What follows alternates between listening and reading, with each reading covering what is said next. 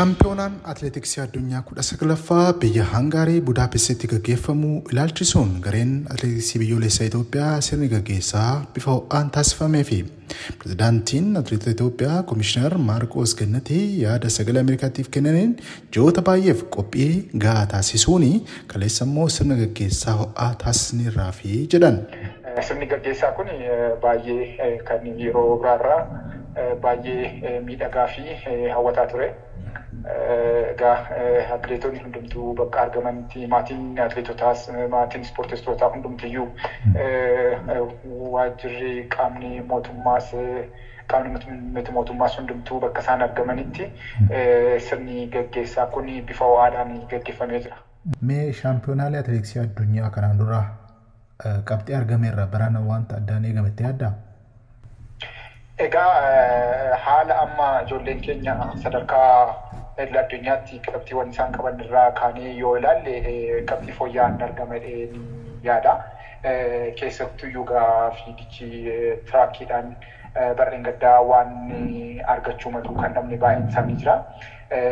Keessaa yoo akka fakkeenyaatti kaasuuf meetira 10,000 dhiiraan qabxii argachuu nurra jiru dhabnee jirra. Akkasumas meetira 5,000 akkuma kanaa ijoolleen haala amma qabxii amma irra jiran yookaan immoo haala amma irra jiraniin qabxii gaarii argamsiisuu kan barreen gaddaarra fooyya'aa ta'e argamsiisuu yaada. Qophii barbaachisu hundumaa raawwataniiru. Ijoolleen fiigicha maaraatoonii fiiganis kan barreen gaddaarra bifa addaatiin kan isaan qophaa'aa turanii sun immoo bifa addaa gaafa hin jedhu haalli qilleensa achi jiru sun maal fakkaata, haalli qilleensa biyya keenyaa maal fakkaata, sana wal simsiisuudhaan ijoolleen atileetonni kun immoo haalli filannoo isaaniillee teeknikaalii waan baay'eedhaan ilaalamee kan filatamanidha atileetonni kuni. Odeeffannoo biraatti eeguu dabarru taphni waancaa chaampiyoonshippii kilaboota biyyoota Arabaa jidduutti tibbana taphataa tureen gareen kubbaa miilaa Al Nassr seenaa isaa keessatti waancaa jalqabaa morkataa isaa kilaba Al Hilaal 2-1 injifachuun fudhateera. Taphataan sarara fuulduraa Cristiano Ronaldo immoo goliiwwan Al Nassr mo'achiisan 2 galchuun seenaa addaa hojjeteera. Al Nassr tapha kanarratti taphattoota 2 kaardii diimaan dhabuus daqiiqaa dabalataa irratti goolii mo'achiise Ronaldoon galchuunsaa kilabichi milkiin akka xumuru taasiseetti. Taphataan lammii Portugal ganna 38 Ronaldoon erga bara taphaa darbeetii kilabichaan mallatteessee booda liigiin Arabaa xiyyeeffannaa argachuun bira darbee taphattoonni bebbeekamoon gara liigichaatti dhufaa jiru.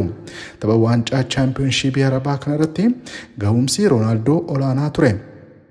Keessumaa taphattoonni garichaa 2 daqiiqaa 71 fi 78 irratti kaardii diimaan ba'anis ofitti amanamummaa taphattootaa dabaluu irratti hojii baay'ee jajjabeessaa hojjeteera. Kun ta'uu isaatiinis Ronaldoon waancaa isaa jalqabaa kilaba Al Nassr wajjin fudhachuu danda'eera. Taphoota waancaa chaampiyoonshiipii Arabaa jaarrattis goolii 6 galchuun taphataa urjii goolii galchaa jedhamuun badhaasa addaa fudhateera. Dorgommii chaampiyoonshiipii biyyoota Arabaa kanarratti Saawudii Arabiyaa, Qatar, UAE, Iraaq, Morokoo, Tuniziyaa fi Aljeeriyaan hirmaannaa taasisaniiru. Odeeffannoo Pirimeer Liigiitti eeguu dabarru Pirimeer Liigiin Ingilizii baranaa jimaata darbee kan jalqabame yoo ta'u kilaboonni jajjaboon mo'annaadhaan eegalaniiru.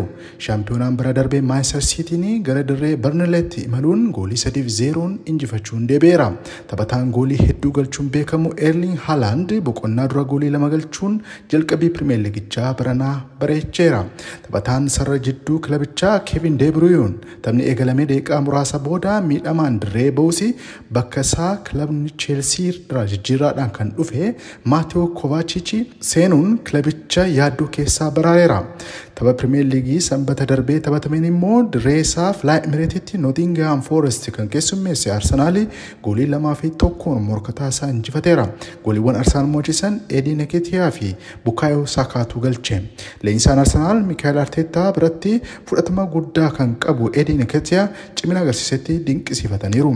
Taphataan sarara fuulduraa Arsenaal Gabriel Jesus sababa miidhamaan kan hin taphanne yoo ta'u torbaan 2 booda akka dirreetti deebi'uus barameera. Taphoota Pirimeer Liigii Ingilizii dheengadda taphataman keessaa taphni Newcastle fi Aston Villa jidduutti taphatame akkaan hawwataa ture. Morkataa cimaa ta'uun hirmaannaa Champions League irratti carraa kan argate Newcastle goolii baay'ee 5-1 ture kan mo'ate. Barana taphattoota haarawaa kilabni Newcastle malteesse keessaa Sandro Toonaalii fi Haraavii Baarees gooliiwwan tokko tokko yogguu galchan dhalataa maatii Eritiriyaarraa fi lammii biyya Siwiidin kan ta'e Aleksaandar Aayisaak goolii 2 galchuun cimina isaa ifatti mul'iseera. Tapha Pirimeer Liigii dilbata kaleessaa taphatameen immoo Cheelsiin dirree isaatti kilaba Liivarpuul keessummeessuun walqixa 1-1 xumuruu danda'eera. Pirimeer Liigii Ingiliiz kana Niwukaastil garaagarummaa gooliin dursuun eegaleera. Brighton, Manchester City fi Arsenal walduraa duubaan lamaffaa hanga arfaffaatti jiru. Gabaasa sagalee Ameerikaatii fi ABC Naggasaa, Stockholm, Sweden.